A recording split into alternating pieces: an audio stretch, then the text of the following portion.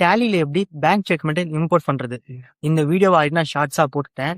இருந்தாலும் இந்த ப்ரோ பண்ண கமெண்ட்டால தான் இந்த வீடியோ நான் ஃபுல்லா போடுறேன். நீ கேட்ட உனக்காக.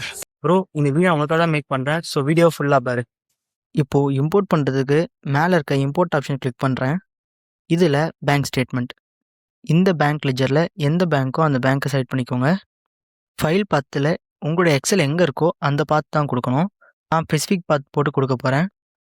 அதுக்கு ஃபைல் மேனேஜர் ஓப்பன் பண்ணிட்டு எந்த ஃபோல்டரோ அந்த ஃபோல்டர் போயிட்டு Alt D கொடுத்து காப்பி பண்ணி பேஸ்ட் பண்ணிக்கோங்க. ஃபைல் டு இம்போர்ட்ல எந்த எக்ஸலோ அந்த எக்ஸலை செலக்ட் பண்ணி சேவ் பண்ணிக்கோங்க. எனக்கு டோட்டல் என்ட்ரிஸில் கரெக்டாக 8 என்ட்ரி காட்டுது. இந்த பேங்க் ஸ்டேட்மெண்ட்டில் நான் கொஞ்சம் ஆல்ட்ரஸ் பண்ணியிருக்கேன். எங்கன்னா அந்த பர்டிகுலர்ஸ்ன்னு இருக்குது பார்த்தீங்களா, அந்த இடத்துல ஆல்ட்ரு பண்ணியிருக்கேன். நீங்கள் பேங்க் ஸ்டேட்மெண்ட்டில் எந்த ஒரு ஆல்ட்ரு பண்ணாதீங்க. ஆல்ட்ரு பண்ணிங்கன்னா இம்போர்ட் ஆகாது. ப்ரோ நீங்கள் மட்டும் ஆல்ட்ரு பண்ணிக்கிங்க கேட்டிங்கன்னா எனக்கு எங்கே ஆல்ட்ரு பண்ணணும் எங்கே ஆல்ட்ரு பண்ணக்கூடாது நல்லாவே தெரியும். அது மட்டும் இல்லாமல் என்னால் இந்த பேங்க் ஸ்டேட்மெண்ட்டை அப்படியே உங்களுக்கு காட்ட முடியாது. அதுக்காக தான் நான் இந்த பேங்க் ஸ்டேட்மெண்ட் ஆல்ட்ரு பண்ணியிருக்கேனே. இப்போது கீழே இருக்க இம்போர்ட்டை கொடுத்துக்கிறேன். எனக்கு நியூ என்ட்ரிஸில் கரெக்டாக 8 காட்டுது. ஸோ இப்போது பேங்க் ரிகன்சிலேஷன் சம்மரி கொடுத்துக்கிறேன். இப்போது கரண்ட் பீரியடில் போய்ட்டு என்ட்ரு கொடுத்துக்கலாம்.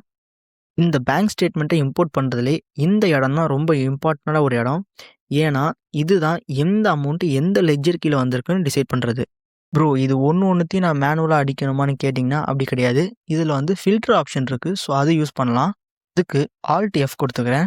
இப்போது லுக் ஃபாரில் உங்களுக்கு எந்த நேம் வேணுமோ அந்த நேம் போட்டுக்கோங்க. நான் சும்மா கஸ்டமர்னு கொடுத்துக்கிறேன். இப்போ பார்த்தீங்கன்னா கஸ்டமர்னு சொல்லிட்டு எங்கெல்லாம் மென்ஷன் ஆயிருக்கோ அது எல்லாத்தையும் இது ஃபில்டர் பண்ணிடுச்சு. இப்போது இது எல்லாத்தையும் செலக்ட் பண்ணிவிட்டு F7 கொடுக்குறேன். இதில் மேலே இருக்க காமன் லெட்ஜரில் போயிட்டு நான் கஸ்டமர்னு டைப் பண்ணிக்கிறேன். இப்போ பார்த்தீங்கன்னா டிஃபால்ட்டாகவே எல்லா லெட்ஜர்லையும் கஸ்டமர்னு வந்துடுச்சு. இதை அப்படியே சேவ் பண்ணிக்கலாம். இப்போது மார்க்கஸ் ரெகுலர் கொடுத்து சேவ் பண்ணிக்கலாம். இப்போது கஸ்டமர் எல்லாம் இம்போர்ட் ஆகிடுச்சு. இதில் பார்த்தீங்கன்னா கஸ்டமர் விட்டுட்டு பேலன்ஸ் இருக்க என்ட்ரிஸ் மட்டும் காட்டுது. ப்ரோ இப்படி எல்லாத்தையும் நான் ஃபில்ட்ரு பண்ணி தான் பண்ணணுமான்னு கேட்டிங்கன்னா அப்படி கிடையாது. ஃபில்ட்ருன்றது நம்ம ஒர்க்கை ஈஸியாகிற ஒரு மெத்தட் தான்.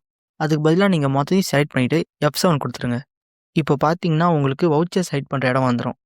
இதில் ஒன்றா எந்த வவுச்சரோ அந்த வவுச்சரை செலக்ட் பண்ணிக்கோங்க.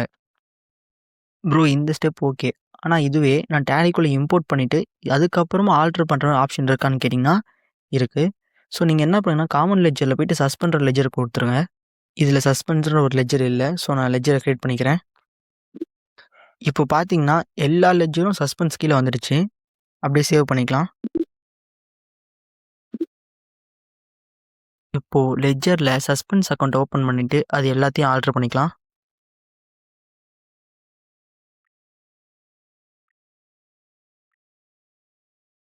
இப்போது ரிப்போர்ட்டில் பார்த்தீங்கன்னா இந்த 7 பேமெண்ட் என்ட்ரி ப்ளஸ் அந்த ஒரு ரெசிப்ட் என்ட்ரி இம்போர்ட் ஆகிடுச்சு.